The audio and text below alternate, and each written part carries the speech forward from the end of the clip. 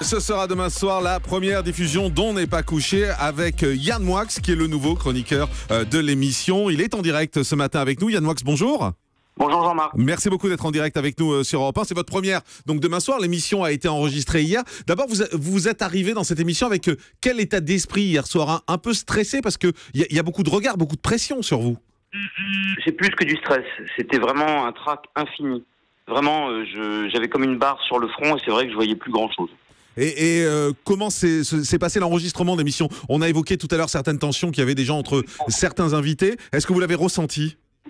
Non, j'ai pas ressenti de tension puisque moi, si vous voulez, ce sont deux personnes. Si vous faites allusion à Michel Houellebecq et Christine Angot, ouais, que je connais pas intimement, mais que je connais bien dans la vie. Donc, c'est ce qui m'a aidé hier, si vous voulez, c'est que j'étais vraiment quasiment en famille.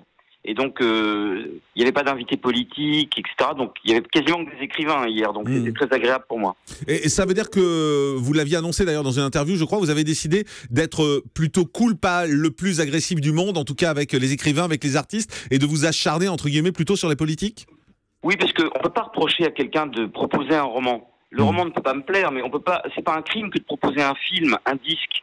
Chacun a son univers, on peut rentrer ou pas dans l'univers de quelqu'un, alors que les hommes politiques et les essayistes, eux, se proposent au débat, se proposent même à recevoir certains coups que eux-mêmes donnent, puisque proposer une idée, vous savez, les idées sont parfois violentes, et c'est très intéressant le débat d'idées. Avec les artistes, il faut essayer surtout de comprendre ce qu'ils vous ont voulu faire, même si on rentre pas dans leur jeu ou dans leur univers.